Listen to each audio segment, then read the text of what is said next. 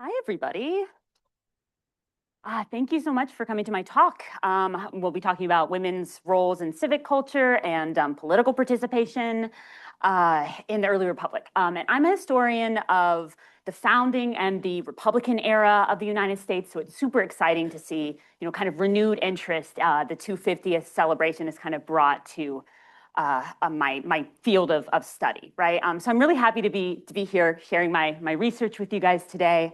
And so I think a kind of a useful way to approach this topic is to ask the broad question: what did the roles and experiences of a woman in the early republic look like, right? When you're thinking about someone like Martha Washington or Elizabeth Schuyler Hamilton, or even an ordinary kind of middling woman, what would you imagine them doing, right? You might imagine them, kind of presiding over a social function, wearing a beautiful dress, at a tea party or some other event like that. Or you might imagine them at, the head of a household, taking care of a family, taking care of a home and children, or perhaps maybe working in a home economy, making textiles that they could sell to bring in money to offset their husband's income, right? And all of these are examples of things that women did in everyday reality in the early republic. But they certainly aren't the only roles that women played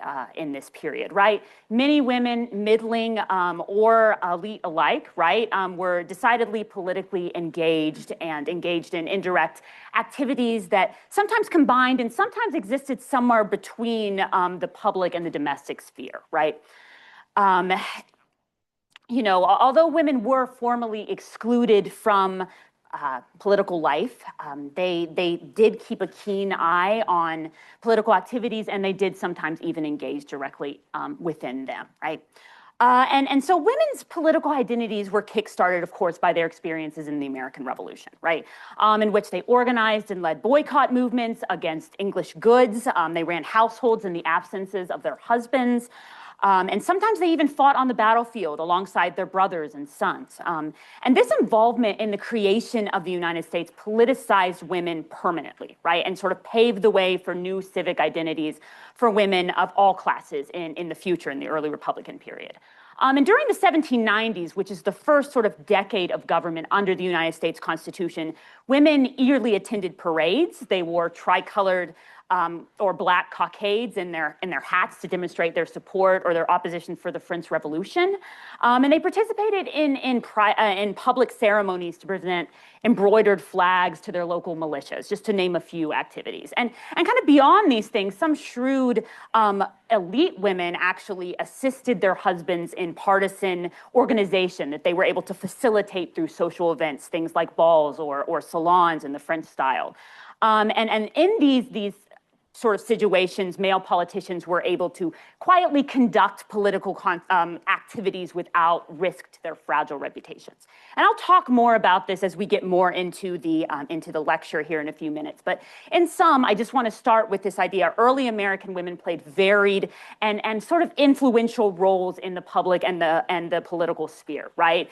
Efforts that were unofficial, but they were no less important than those of their husbands and their other male counterparts. And moving beyond roles in the public sphere for women, understandings of gender roles are also really sort of undergoing notable change during this period in the American early republic. And in order to really understand the contours of this evolution, right, it's useful to explore political leaders like Thomas Jefferson's understandings of gender relations, right? What he and other leaders would have thought that were proper gender roles, right, quote unquote, proper gender roles for a Republican society. And for Americans, gender roles are really transformed when the country gains its independence. This process includes, kind of reframing how they understood gender. And for them, this revolves around an understanding, of course, of male patriarchy and female domesticity, right? Political leaders, especially in the Democratic Republican faction, believed that a complete understanding of these roles is essential to keeping the Republican experiment safe from disunion or corruption or some other kind of societal chaos, right? And these roles, of course, manly kind of patriarchy for women and for men, and feminized domesticity for women, were central to promoting what they would have called virtue in the Republic, right? Early Americans are influenced by Enlightenment principles, right? And they believe that this idea of Republican virtue is central to the safety of the United States, right? Without a virtuous citizenry, that the Republican experiment was sure to fail, right? Because the people would not be able to be counted upon to ensure that, to kind of guard and protect their liberties against corruption, right? Corruption that would inevitably destroy the Republic if it wasn't for these sort of watchful citizens, right? And this is why it's so imperative to people like Jefferson and other American leaders for men and women to embody their so-called natural gender roles, right? It was believed that the young republic simply would not, survive without it, right? And for the male founders, the ideal role that women were expected to play was in this new republic is to serve the public good as virtuous Republican mothers, right? You may have heard that term before.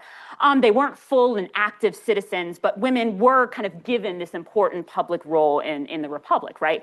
They were responsible for raising virtuous, kind of patriotic children. And so on the face of it, their job is domestic, right? It's to raise sons with a keen civic interest and kind of send them out and prepare them for future leadership of the country. And this, of course, also has a public element to it because it falls on women to create virtuous public citizens who would then, of course, serve the country as voting members of the populace and future leaders. And under this understanding, women weren't really meant to play any more direct political role than that in the public sphere, but instead they stayed home and created kind of a domestic environment that functioned as a peaceful refuge for their husbands from kind of the conflict and the divisiveness of the political sphere. And given how central it was kind of to the survival of the republic, understandings of gender roles really can't be disentangled from the kind of evolving understandings that early politicians like Jefferson had about civilization and national identity and political kind of party building at this time. Gender was understood as absolutely central to kind of nationhood during this period. And watchful public servants firmly believed that if gender roles were mishandled, it had the capacity to destroy the republic, right? And so gender roles are highly contested during this period, usually along partisan lines. And so Federalists had one conception of how these roles should function. Democratic Republicans had quite another. And so in this way, gender is really kind of central to the ongoing party struggles that are going on in the 1790s. So there's 3 points here that I'm going to kind of further explore in the lecture. First, I'm going to address the different ways that women interacted with the public sphere and civil society, how women used the public sphere to find ways to engage with and influence political life in the new republic. Then I'll talk a little bit about the reimagining of gender roles after the revolution by genteel Republican leaders. And then I'll end with a short exploration of how conflicting understandings of proper roles for women affected the political cultures that surround the nation's first political factions, right? Democratic Republicans and Federalists. And so that's kind of how I'm going to proceed now, right? So we'll start with the revolution, if I can get this thing to work. I don't know.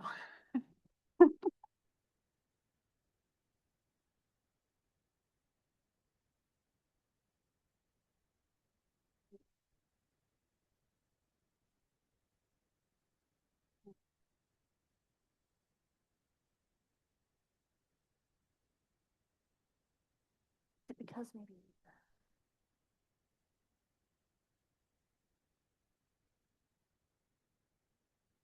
Sorry, folks, technical difficulties.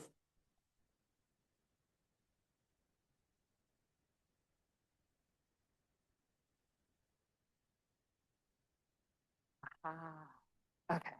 Wonderful. So it makes sense to start with the revolution, right? There's so much continuity between the American Revolution and the early Republican period. So women's political identities, as I said, they're changing drastically during the American Revolution. During the colonial era, women were not seen as citizens. They had no public identity. In fact, under the law of coverture, which you may have heard of before, which is prevalent in British North America at this time, once a woman married, any property she owned or she may have inherited through widowhood or through inheritance would pass to her husband, right? And the rationale behind this is that when a woman is married, her legal identity is essentially subsumed into that of her husband, right? She becomes a femme covert, right? Or she's undercover of his legal authority, right? And so although, single and widowed women occasionally had a presence in the public sphere, most women were completely removed from civil life by marriage. And the imperial crisis begins to change this for women. They often led the non-importation movement, the non-consumption boycotts that were so important to creating a unified resistance movement during the imperial crisis. So just like their brothers and their husbands and their fathers, women were politicized by the war with Britain, right? So much so that once the war began, they played a variety of new roles that helped sort of solidify their interest or their entrance into the public sphere, right? Women were politicized by the American Revolution, whether they were loyalists or patriots or something sort of in between, right? Women like Lucy Fletcher Knox, who is the wife of Continental General Henry Knox, took over business affairs, right, when their husbands were absent from home. Lucy, in fact, boldly told her husband that she kind of rejected of this purchase of 2 horses and 2 privateers that he made. And she assured him, that this was kind of a purchase that didn't make a lot of sense from, the perspective of their home. She said, I'm, quote, quite a woman of business. And in a household, quote, there is such a thing as equal command, right? So she's very much, kind of telling him, I've got things at home, right? We're working as a team. And New Hampshire's Mary Bartlett kind of agreed with this statement, right? She would send her husband, Josiah, several reports on his business dealings while he was away signing the Declaration of Independence. And by 1778, Mary would refer to Josiah's farming business as our farm, right? And so it's important to remember that during the colonial period, women had no political identities to speak of, and this kind of involvement in public business dealings would have been unthinkable, right, for most women. So these kinds of assertions are really a big deal. And so no matter what kind of economic role that they're playing, many women felt that the war not only permitted but compelled them to engage in political discourse in ways they really hadn't before. Poet Hannah Griffiths kind of speaks to this. She says, quote, "Politics is an unfit subject for a lady's ear during peacetime, but not when all we hold dear is exposed to the rage of war," right? And so she goes on kind of by suggesting that women's unique characteristics thrust them into the male sphere during the war. She wrote, quote, "Can a heart fraught with sensibility and capable of all those exquisitely fine feelings that constitute at once our happiness or misery be supposed to remain cold and unmoved?" Of course, her answer was no. So Griffiths also kind of proclaimed herself so good a Whig that of consequence, I must be a little bit of a politician, right? So women, even took more decisive action than just sort of speaking in this new way. Early in 1777, assemblymen in New England had agreed to combat inflation that happened during the war by prohibiting the sale of most commodities, right, including coffee, above what they set, a set price that they set. And Thomas Bolston, who is a Boston grocery wholesaler and a bachelor, right, is accused of withholding coffee from the market in hopes that these price controls will be repealed. And what happens is nearly 100 women march to his warehouse, they seize his keys, they allegedly spanked him, and then they made off with his coffee, right? And the women, right. And the women, of course, they're kind of making the argument that they kept little stores to sell necessities for poor people during the war, and they needed coffee for their customers, right? So they kind of just overrode his self-interested decision to keep the coffee out of the public. So there were many sort of patriotic, active, and amazingly effective public women during the Revolution. For instance, in 1780 in Philadelphia, there were 36 women who successfully created and ran a large-scale campaign to raise money to equip the American troops. And in a matter of weeks, these 36 women raised $300,000 which is truly incredible fundraising, right? Any of us who have fundraised before, are kind of, I'm sure, amazed by that. And it's a huge help, of course, to the soldiers of the Southern campaign. At this time, they are, it's the end of the war. They desperately need shoes. They need uniforms and other kinds of supplies. And these women are able to give those to them, right? And after the war, women's political identities, of course, aren't just going to disappear. Once women had stepped into the public sphere, it was kind of difficult to put the genie back into the bottle, so to speak, right? So women, as I said, they're politicized by the American Revolution, right? And in the new republic, leaders had to figure out what kind of roles, if any, that women would play in this new society, right? For their part, women agitated for new civil roles, right?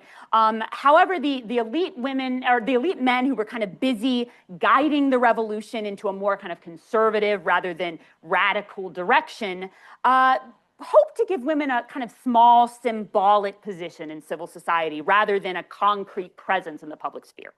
And for this reason, women did not receive citizenship status or voting rights, at least not in most states. New Jersey actually for a short amount of time allowed women to vote, but no other state did. And of course, also not the ability to hold office. But they did play a new role in creating and maintaining the republic, right? In the period following the American Revolution, genteel male politicians come up with this new idea, right? Republican motherhood, which essentially provides women with an important civil responsibility, right? Raising good Republican children to serve the new nation as engaged citizens. Women were seen kind of as the custodians or the keepers of morality and virtuosity, which were, of course, central tenets of republicanism, without which it was believed, of course, that the republic would crumble. So this is an important position for women. But it also is a conservative position, right? It keeps women conveniently out of the public sphere, and it contains them within the domestic sphere, kind of with their children, and kind of trying to keep them, creating a safe haven for their husbands, right? And for this reason, Republican motherhood is kind of seen as a suitable ideological position for most political leaders. They're keen to keep the more radical possibilities of the American Revolution, kind of from coming to pass, so to speak, right? And this is one example. There's several other examples of them doing this in different ways, right? But we'll keep with the women today.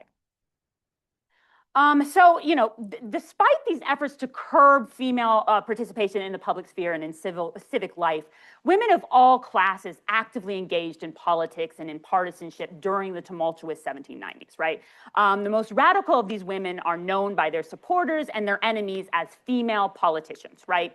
And these women push the boundaries that are set for them by engaging in political activities that, as I said, kind of combined or existed between public and private sphere. Historian Rosemary Zagari has done great work on this. She's the one who coined the term female politicians. And she tells us, that they're conservative or they're controversial in early America, pardon me. And unlike Republican mothers, they publicly voiced their political opinions, they made their own political choices, and they expressed their own political preferences, right? Even though they could not vote, they behaved as if they were independent political beings, right? Sometimes to the shock and distaste of the men around them. And although women were formally excluded from politics, that certainly didn't mean that they didn't keep a keen eye on political developments, right? And at times directly engage with them. As I mentioned at the top of the lecture, they're active participants in the public sphere. Many important activities at this time are kind of occurring out of doors in the streets. During the early Republican period, things like public demonstrations, peaceful protests, symbolic crowd actions, things like hanging effigies, or marching around a liberty pole. These activities are understood as kind of legitimate expressions of popular sentiment and valid forms of political expression, right? And after the revolution, these new forms of popular politics are helping to solidify American nationalism, right? In this new culture, enterprising partisan men often desired and actively sought out female participation. Because like men, women were considered patriotic members of the polity, right? Even if they couldn't vote. So observers, also are seeing women's presence at patriotic celebrations as a reflection of the unity and harmony of the republic, right? Countless politicized women attended parades. They engaged in important political issues of the day, right? And beyond all of these public activities, as I said, elite women, people like Anne Bingham or Dolly Madison, are creating, creatively connecting private life with public political interests, right? By assisting their husbands in political organization through the facilitation of social events. Things like balls or French-inspired salons in which politicians are able to sort of quietly conduct political activities. And women are in a unique position to accomplish this, right? According to author Hannah Mather Crocker, quote, women were may reasonably become equal with men in patriotism and disinterested love of their country. And in fact, because women could not vote, they were seen as impartial patriots whose sentiments couldn't be tainted by self-interest, right? And unlike men, their love of country came without an expectation that they could directly benefit, right? And so in this way, women's presence at a social engagement or a partisan rally could confer a kind of validity, right, or approval or legitimacy to men's partisan activities, right? Women played these sort of multiple and varied roles in the public and the private sphere that were unofficial, right? But as I've tried to kind of show here, no less important than their husbands. And as conflict between the two partisan factions is kind of unraveling, so does the influence of a really kind of creative partisan press, right? With the ability to politicize ordinary people, men as well as women. And partisan newspapers carefully kind of calculate loyalty toward one party or the other, right? And as rights-bearing individuals, many women, came to believe that they had a stake in the electoral process, even if they couldn't directly, vote themselves. They felt connected not only through their husbands' roles as voters, but also through their own capacity, right, as citizens of the polity. And for example, in Maryland, Rosalie Calvert supported her brother-in-law's candidacy for the state legislature by hosting a feast in which, quote, an entire ox was to be roasted for the support of our cause, right? And Calvert, she doesn't consider, these actions as feminine responsibility. She rather sees them as a political duty, right? It's our cause that she's laboring for. And as women develop partisan identities of their own, their actions, though less visible than men's in some ways, right, are helping to shape the structure of party organization and kind of influence the nature of political conflict, especially within the emergence of the first party system here. And although women aren't allowed to vote, the revolution had, made them into these political beings. Rosalie Calvert, kind of demonstrates how American women would make political choices and exercise political judgments publicly, right, beyond sort of a benign domestic role that, Republican motherhood had afforded to them. And given this new status, partisan organizers for both parties began to reach out, not only to men who could vote, but also to women who by definition could not, right? As they're kind of vying for popular support. They're not very picky about where that support comes from. Political culture at this time considers female patriotism as, quote, the most disinterested of all virtues, right? Abigail Adams was the one who said that. And so it was thought to be pure and noble, kind of untainted by self-interest or polluted by the pursuit of personal gain. And because of this, this approval could transform partisan machinations, right? And make them seem like elevated principles in the public eye. And of course, in reality, women are no more virtuous or disinterested than men, but their elevated status does allow them to sort of recast or legitimize party activity as anti-partisan and sort of principled, right? And this is especially important because Republican politicians at this time actively fear the negative effects of party strife, right? They believe that this had been one of the destroyers of past republics in ancient times, like ancient Rome, right? So even as partisan factions are actively developing, the overall political culture is extremely anti-partisan, right? Which makes for a very sort of complex landscape for politicians to navigate, right? And so despite their kind of supposedly virtuous, morally superior status, women are not staying above the partisan fray, right? They're becoming a part of it. And as with men, women are, of course, gaining a strong sense of party identity in connection with the French Revolution, right? As soon as 1792, women began to express sophisticated party affiliations. Women as well as men were wearing party affiliation on their clothing as kind of public emblems of the contending parties. One man even reported that he saw two women meet at the church door and sort of viciously pluck the badges off each other's bosoms, right? So you can kind of see this happening in the public. And as the reign of terror takes hold, women's partisanship grows as extreme and violent as men's does, right? For example, Nellie Park Curtis, who is the step-granddaughter of George Washington, proclaims that she had become, quote, perfectly federal and denounced the French as democratic murderers, right? So as partisanship is kind of reaching this fever pitch, women are enmeshed in the partisan frenzy as much as, maybe not worse than, but as much as men are involved, right? Party sentiment is really politicizing every aspect of everyday life at this time. Independence Day essentially becomes a partisan holiday during this period. Federalists and Democratic Republicans hold their own separate celebrations, their own separate parades and orations. And women were very much involved in these festivities, right, despite the tenets of Republican motherhood. For example, in Caldwell, New Jersey, which is a Democratic Republican stronghold at this time, citizens cheered as, quote, 16 young ladies uniformed in white with garlands in their hats marched in parade bearing the cap of liberty and enwreathed in laurel and all fingering Columbia in concert with the German flute, right? And in nearby North Farms, the women, quote, processed behind the men round the Tree of Liberty, accompanied by music both instrumental and vocal.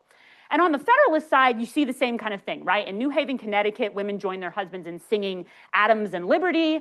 They presented flags to local militia groups in elaborate ceremonies.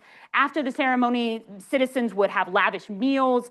Men would drink liquor, women would drink tea, and both would kind of toast the people and ideas that made Independence Day special, right? According to the citizens of Oswego, New York, it was, quote, the duty of both sexes equally to participate in the day's joys.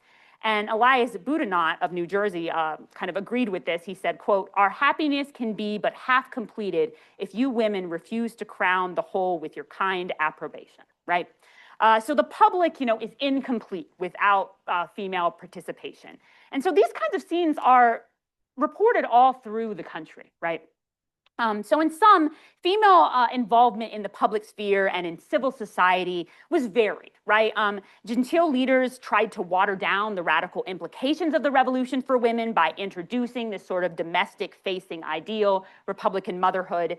But women still engaged in the public sphere regardless through these events like parades and rallies. They read partisan newspapers. They took sides regarding the French Revolution. And the most radical of these women, these female politicians, openly agitated for influence and discussed partisan issues and ideas publicly in support of expanded political roles for women in the new republic.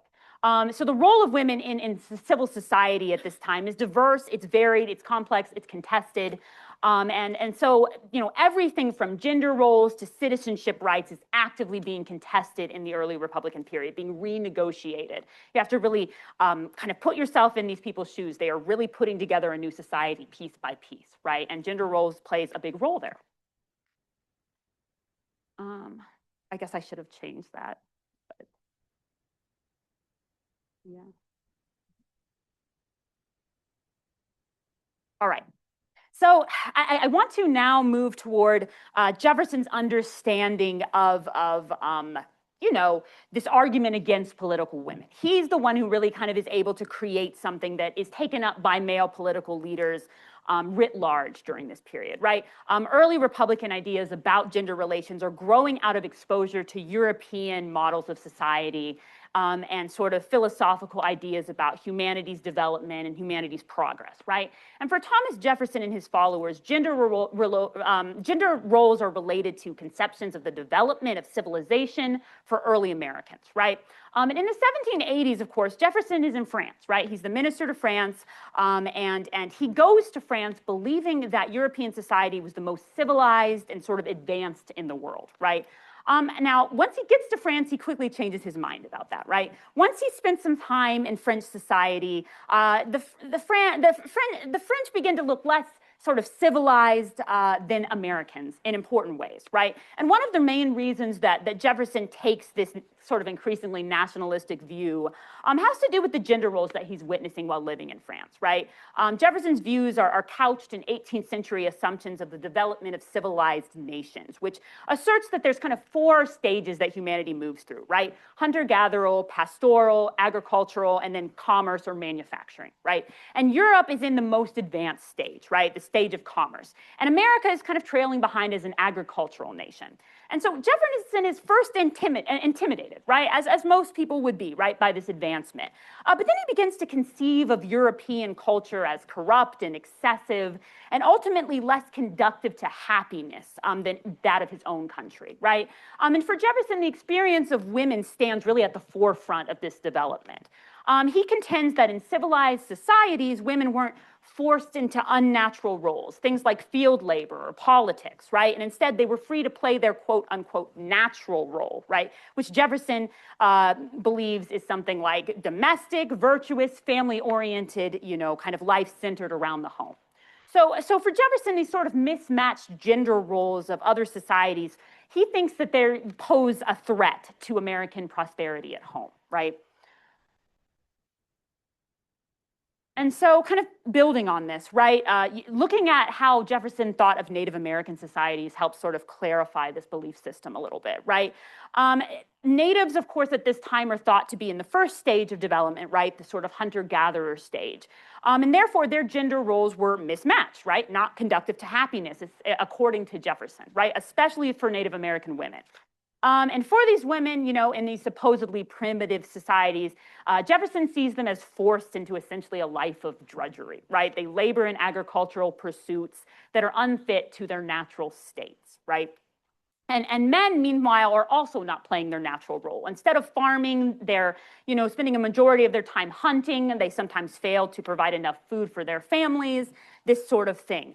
And so Jefferson really does believe that women can't kind of be elevated to their natural states until their counterparts kind of allow them to fulfill their proper roles as women. And that's where their equality will come from, right? That they're both sort of equal to pursue their own natural states and as people, right? And so these women wouldn't be equal, they wouldn't be happy, right, until they kind of existed like domestic white American women were, right?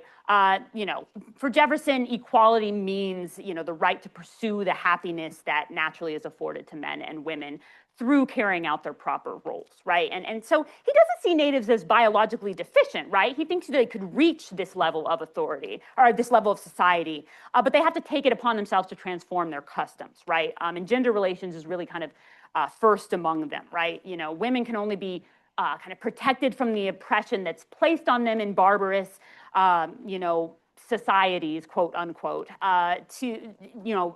if they are able to kind of be lifted up out of that and allowed to kind of pursue their happiness. And so, you know, Native men need to become farmers, and that way women can kind of do these domestic roles that they are meant to do. And he sees the same thing in France, kind of in these highly civilized societies as well. Thing hates me. Oh, it's okay. Okay. Yeah, so the poverty that Jefferson actually witnesses when he is viewing the lower classes in France, which of course is a supposedly civilized society, right, leads him to draw kind of similar conclusions about the perverted nature of gender roles. And he thinks this is caused by excessive sort of wealth inequality in France, you know, because the poor live in a state of kind of barbarism that's similar to that of Native Americans. They kind of have these same issues. Of course, French peasant women also labored in agricultural pursuits. He sees this as a clear sign of sort of an enlightened, the lack of an enlightened civilized society, right? So both the Native American and the sort of French examples, Jefferson blames these things on social and sort of political deficiencies, you know, in this unnatural state of gender roles in these places. And in France, too, he also sees mismatched gender roles as kind of indicative of a larger problem that's created by aristocracy, right? Because impoverished men are taking the roles that women should be doing, things like shoemaking or being upholsterers or cooks or housekeepers, that kind of forces poor women into these labor-intensive jobs, working as woodcutters or sailors or, agricultural laborers in this way. So just as in Native society, Jefferson is seeing these role reversals as a lack of civilization, a lack of prosperity and happiness in the majority of French society. And he, of course, blames that on, as I said, sort of the aristocratic, wealth gap that occurs in France. And so Jefferson also sees more concerns with French gender roles beyond the impoverished classes, right? He also sees the habits of elite French women as unnatural and threatening to their own happiness and to the prosperity of society at large, right? French women's habits of remaining visible in the public sphere, especially by taking an active and sort of influencing role in politics, deeply disturbs Jefferson, right? By visiting people in office or advocating for their husbands or their family's interests, women in France are playing an active and sort of public role in political life. And this is really repulsing Jefferson as he, sees it playing out in France. And so he believes that women's political activity, is mismatching gender roles, that they could, and if the same thing is reproduced in America, it could spell the death of Republican society. These people are very dramatic, if you can't, tell. So he's very kind of worried about this French influence on gender roles, that it's going to threaten Republican simplicity and domesticity that he sees in American society. He says that by busying themselves with what he calls frivolous cares and political activity, women are now forsaking their homes and their children and sort of the industrious activity that Jefferson sees as central to their happiness, right? He also worries that without women's sort of domestic care, men are, no longer have sort of a respite from the tumultuous conflict of the public sphere, right? So these confused gender roles, he sees them as indicative of kind of the worst of European corruption and declension and really a direct threat to, American prosperity. So he's very concerned with this problem, so much so that he actually sends his daughter Martha back to America to finish her schooling, right? He thinks that if she continues to be schooled in France, she'll come up with some of these, sort of mismatched gender roles. And he thinks this is a dangerous enough thing that he sends Martha back to America, right? So Jefferson, he expresses this ideological understanding of gender relations in a letter to a socialite and friend of his, Anne Willing Bingham, right? He writes to her, "In America, our good ladies, I trust, have been too wise to wrinkle their foreheads with politics. They are contented to soothe and calm the minds of their husbands, returning ruffled from political debate." Right? So this is Jefferson's world that he's kind of seeing. And Bingham, Bingham is an admirer of French women and their political activities. She's the leader of her own political salon in Philadelphia. And so she completely disagrees with Jefferson's analysis, right? She celebrates the political actions of French women. She writes back to him and she writes, quote, "The women of France interfere with the politics of the country and often give a decided turn to the fate of empires, either by the gentle arts of persuasion or by the commanding force of superior attractions and address. They have obtained the rank and consideration in society which the sex is entitled to, and which they in vain contend for in other countries. We are therefore bound in gratitude to admire and revere them for asserting our privileges, as much as the friends of the liberties of mankind reverence the successful struggles of the American patriots," right? And of course, Jefferson completely ignores this sort of keen political argument from an American woman. He's content to kind of continue to imagine America as the only nation where women happily accept their natural places in the domestic sphere, right? Regardless of the reality of what's actually happening on the ground in the United States. This is easy because he's not there, right? He's in France. He's kind of, maybe a little homesick, imagining, that this is what's going on at home. So, his concerns about gender role also helped turn him into more of a nationalist, right? Who sees America as unique and exceptional in the world. And once again, understandings of gender roles are playing a major part in helping him develop kind of conceptions of early American identity, right? Americans are defined against the perversions of European society. And for Jefferson, these stark differences in gender roles in Europe versus America really sort of leave him confident that the United States is the only place where cultural and political institutions are in place for the natural roles of women and men to flourish, right? So in other words, since Americans are practicing gender roles in accordance with sort of natural simplicity, they're more prosperous and happier than any other nation on earth, right? So gender roles are kind of this symbol of a unique national identity for Jefferson. Only in the United States could these universal ideas of male industriousness and female domesticity play out in the way that they're naturally meant to, right? And there's also an economic element here, right? You know, the elephant in the room. He's coming from a world of planter elites, right? And so Jefferson's, you know, understanding is that a man's ability to keep his wife from hard labor is central to his manhood, right? And to his prosperity. And of course, that's also playing a role in him developing these ideas.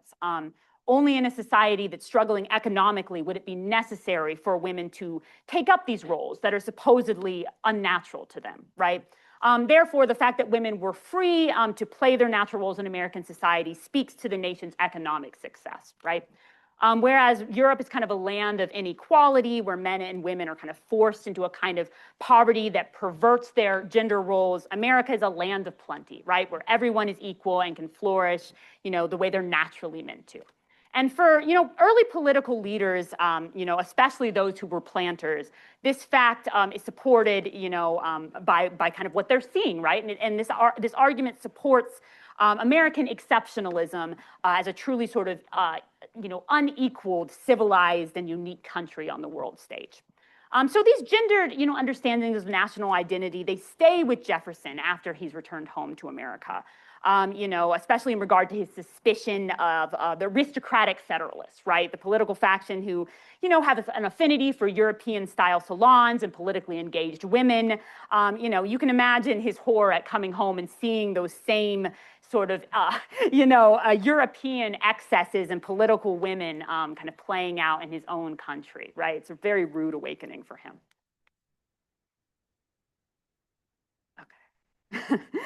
So when Jefferson returns to the United States, of course, in November of 1789, he's appointed as the Secretary of State in George Washington's cabinet, right? And, you know, he brings these ideas about gender relations and national identity with him, right? When he comes, you know, and starts looking into creating and shaping the principles of the emerging Democratic Republicans, right? As soon as he gets there, you know, the 1790s is a time of really intense anxiety and instability for politicians in America. And divisions immediately, you know, emerge inside Washington's cabinet between Jefferson and Alexander Hamilton. You know, they have competing visions of what the United States should become. And it's in this fraught environment that all kind of aspects of behavior are politicized, right? So, of course, the Federalists are in power, and the Democratic Republicans are the opposition faction. And they're scrutinizing the buildings that each other live in, the clothing that they're wearing, the activities that they're doing. And this division is also mapping onto geopolitical issues. As I said, the French Revolution is really dividing American society down the middle, right? So you kind of see this paranoid crisis mentality emerging in the 1790s. And it means that political concerns are permeating all kind of aspects of society and even the kind of built environment that these people are living in, right? And of course, the roles of women are heavily central to each party's sort of identity and scrutiny of each other, right? So regardless of what male leaders like Jefferson kind of believed or expected, women are pursuing, you know, a variety of roles in civic life and in public life. And many of those, of course, are moving beyond the sphere of domesticity into the public eye. And because of this, partisans are increasingly forced to acknowledge them, right? And at times even encourage political action from women. You know, these are partisans who are willing to do anything to win, right? So, of course, often these ideological ideas kind of fall by the wayside. So, you know, giving their sort of differing ideas of class and gender, Federalists and Democratic Republicans, they react to female partisans in the public sphere in different ways, right? The Federalists are more conservative, they're more elitist of the two factions, meaning that they are functioning within a hierarchical system, right, that mirrors the European style. They're very interested in class. And in the capital city of Philadelphia, Federalist politicians have developed a network of elite families, right, including women such as Lucy Knox, Elizabeth Schuyler Hamilton, Martha Washington, Elizabeth Powell, Anne Willing Bingham, all these women, right? They're making up this network that scholars have dubbed the Republican Court, right? It establishes this really important social foundation for Federalist interaction and sort of organization, right, at a series of balls and salons and social gatherings that kind of go on throughout the political season, right? And women, of course, are central to these events. They organize them, they facilitate them in their role as heads of the domestic sphere. And so Federalists develop an understanding of gender relations that's similar to the elites of France, right? They adhere to a strict social hierarchy that allowed elite women to play informal roles in the public sphere without raising, concern that she's maybe acting out of her proper place in society. As long as she had a stable position as part of an elite political network, Federalist women often could act politically in a social context without receiving backlash from, their male peers. And within this framework, Federalists of both genders collaborate to solve party organizational problems, right, and other sort of political dilemmas. They turn to pragmatic ways to solve these problems, often meeting regularly at domestic spaces around town, often their own homes, and having partisan caucuses, right, where they're able to talk together in a sort of low-stress environment that was created by sociability and by women, and able to come to united decisions kind of informally that they would then vote back in Congress as a bloc, right? And so in order to sort of overcome this suspicious political culture that I've been talking about, right? They're able to create these gatherings, right? And where politicians, are able to kind of make deals under the guise of social activity. And women, of course, are not only present in these spaces, but they are put in positions of authority in these spaces, right? And so these sort of caucus meetings allow Federalists to stand united on important issues of the day, most notably the question of whether or not to officially go to war with France, right? During the tense months leading up to what is called the quasi-war, right? And a good example of what I'm describing here is the Bingham Mansion, right? This is home of Philadelphia Senator William Bingham and his socialite wife, Anne Willing Bingham. And they're really at the top of the social and the political elite in Philadelphia. And their home is just the most impressive in all of the United States, right? It's built to mirror a mansion in England. It's the scene of many kind of social gatherings, and these include Anne's Americanized salons, right? And they, of course, are based on the ones that Jefferson would have attended in Paris. Anne, as I said, is an avid sort of admirer of French women, and she's been able to take their political actions and sort of rebrand them for an American setting, right? And so the Bingham Mansion is this sort of spectacular place that, allows for this sort of thing. It actually has one of the first self-supporting staircases that was ever created in the United States, which is kind of interesting. But yes, it's just a very fine place. And so the house is full of all of this sort of fine furniture. There's mirrors, there's, carpets, everything sort of made in France and imported. So it's really in keeping with this sort of lavish Federalist style, right? And also reminiscent of European aristocratic agriculture, right? Something that's not lost on the Democratic Republicans, right? Who are kind of watching this for an idea of what the Federalists are all about. And so William, is able to collaborate with Anne to kind of use this domestic and feminized location to gather together members of the Federalist Party in a space where they can make decisions without seeming to sort of break the strict anti-partisan, guidelines of early American political culture. And since the Federalists don't, kind of tie national prosperity to womanly domesticity in the same way that the Democrats do, it allows elite women to play more extensive roles, right? And they're able to use the spaces that these women create to advance their own political organization. So Federalist understandings of women's roles are based around their kind of acceptance of a court culture, right? And that court culture already has built-in informal roles for women. And also, of course, political women like Anne Bingham are able to turn the concept of Republican motherhood kind of on its head, right? Within this framework, Federalists believe that women could be involved in politics, but only within kind of the context of their traditional roles, right? And so elite women use this unique position offered to them by the conceptions of Republican motherhood to use socio-political spaces to creatively kind of push for more political influence and action, right? And Anne Bingham is a great example of that.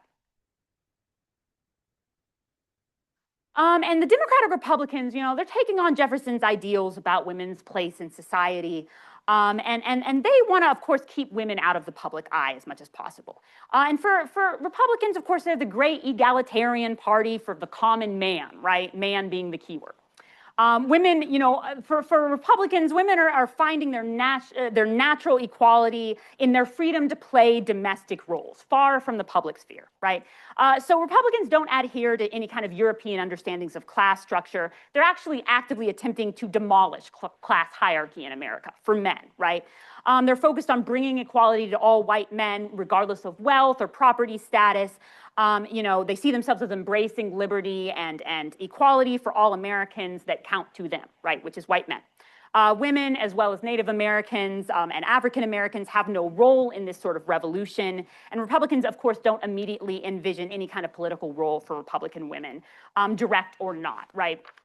And so, of course, this exclusionary ideology, it's often overlooked for pragmatic purposes, right? Women are tolerated at Republican public functions at times. They do attend regularly, but the speaker never addresses them. They're not really made to feel welcome, and this is something Federalists did regularly at their events.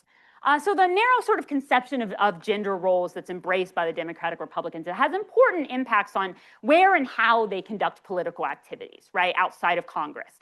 Just as their Federalist counterparts did, they needed a place to organize politically outside of Congress without offending the sort of paranoid nature of political culture during this period.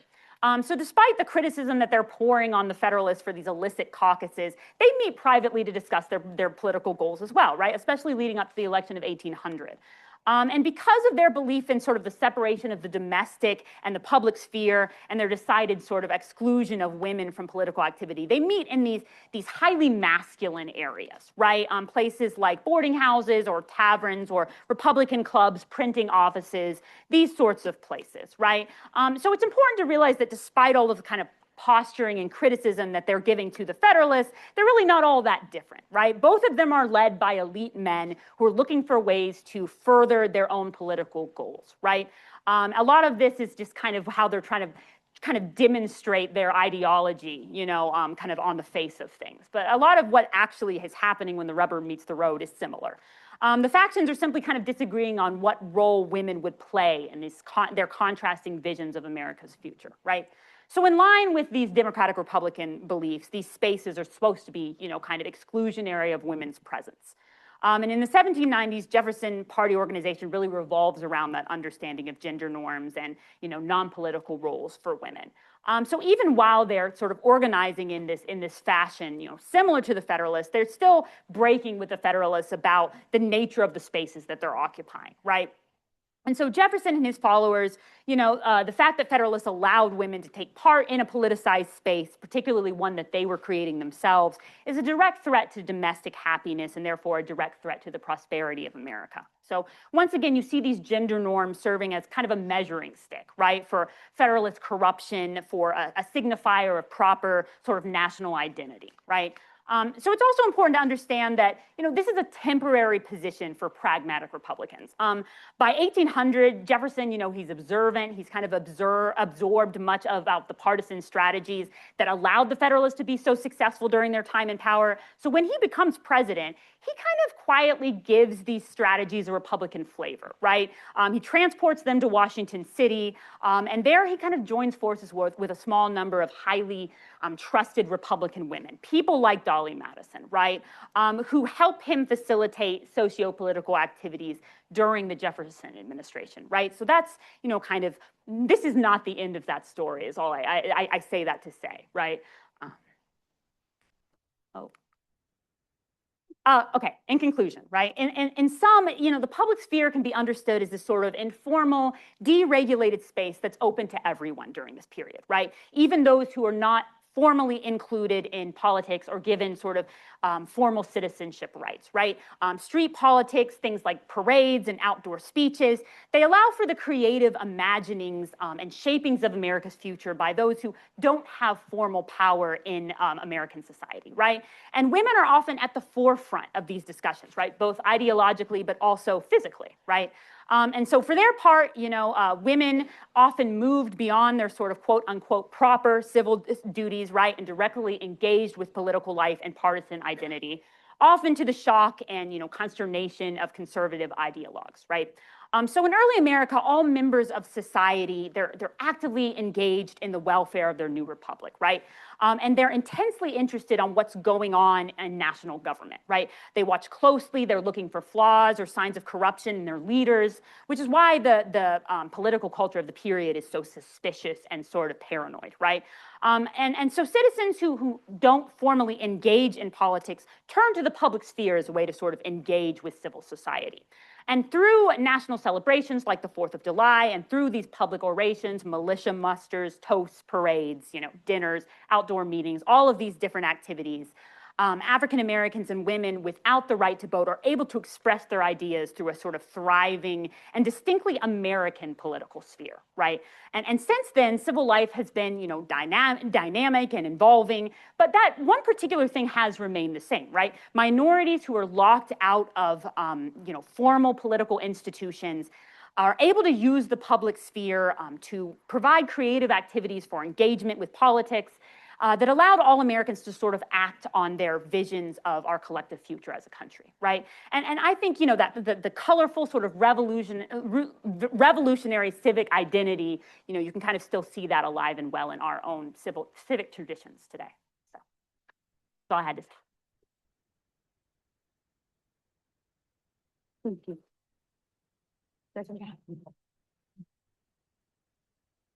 Oh, should I? Oh, okay. Yeah. No one told me there was a question and answer part, just so we know. Okay, yeah. Yeah.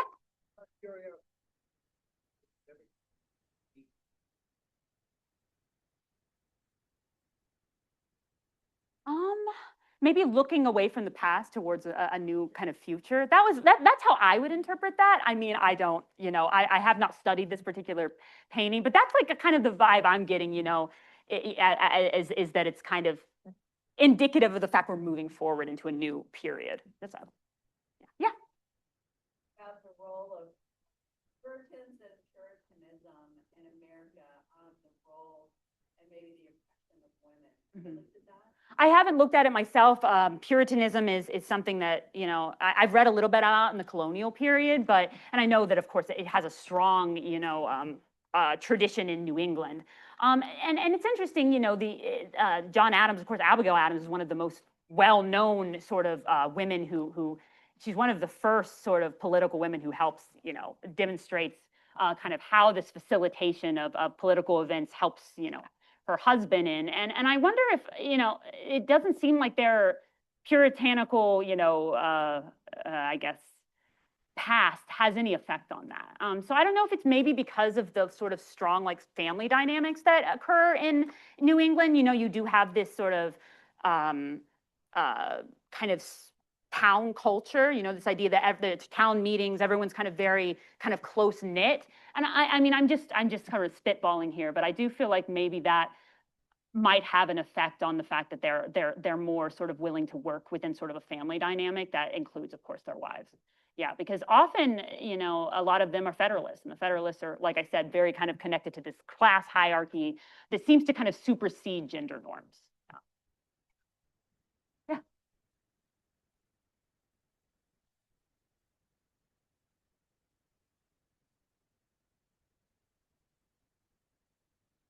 Yeah. Yeah. Yeah, absolutely. I think a lot of this street culture includes, I focus on in my own work because I'm looking at partisanship, so a lot of times I focus on elite women, but I have seen countless, in the source material of just regular women also engaging in politics in the same sort of way in the streets, through these kind of parades and militia musters and this sort of thing. There's not really a class dynamic there because it is sort of the street culture. It's deregulated, and so almost anyone can take a part in it, right? So a lot of times women are present at most of these things. If you look into the source material, you can often see just regular, middling women who are also taking part in these sorts of things. They don't have that same connection to political, to Congress or to political power, but they definitely still are deeply affected by partisan newspapers and by, partisan activities that are happening in the public sphere. I think the real key to the public sphere is that it's deregulated and it's something that isn't really controlled by the genteel group of people in the same way that formal politics is. Does that make sense? Yeah. Okay. Seems like there was a great Yes. that happened in America. Yes. Absolutely. The women are definitely, people like Anne Bingham are expected to be able to talk about everything, right? They need to be, well-read. They need to be able to maybe play the piano forte. All of these things kind of contribute to an environment where there's a lot of things sort of going on at once, right? And a lot of different conversations being had. And that sort of variety is what allowed men to have these political conversations, right? So, part of a women's, and I didn't talk about this very much in my talk, but part of the role of a salonière, right, is to be able to have all of these skills and be everything to everybody, right? And be able to talk about all of these different things. And it comes from that culture stretches all the way back into France, right? It is definitely an intellectual space as well as a political space. Yeah, absolutely. Yeah.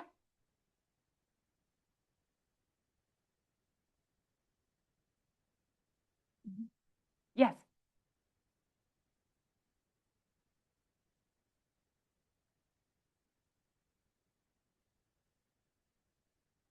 Their heads are being chopped off. Yeah, I mean, a lot of this because, the 1780s, of course, they're very much living excessively, right? And you have this very strong class structure in which,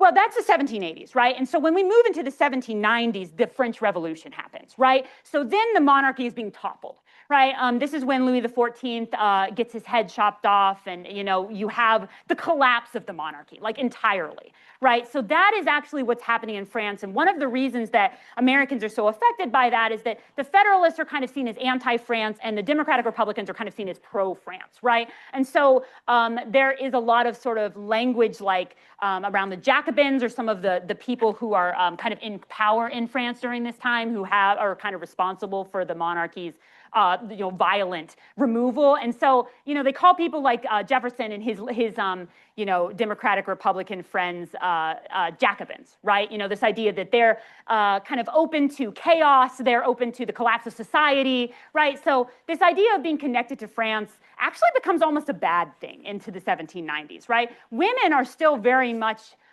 interested in the political activities of French women, which stretch back for, before the Reign of Terror began, right? But absolutely, there's a lot of violence and sort of societal instability going on in France during this period.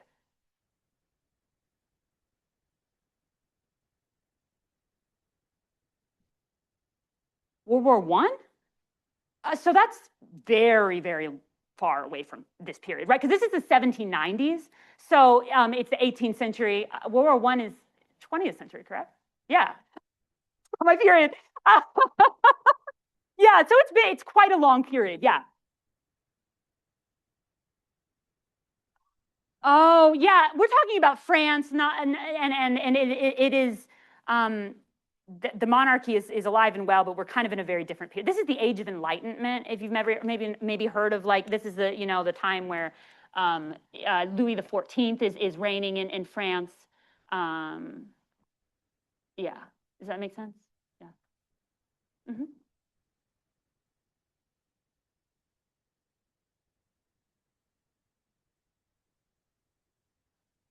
Yeah.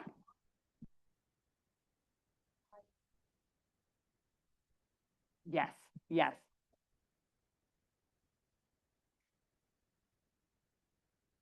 Absolutely. That's part of Republican motherhood, right? This idea that you have, a variety of children, and then you bring them up in proper Republican ideals, and to be good citizens and then good leaders, right?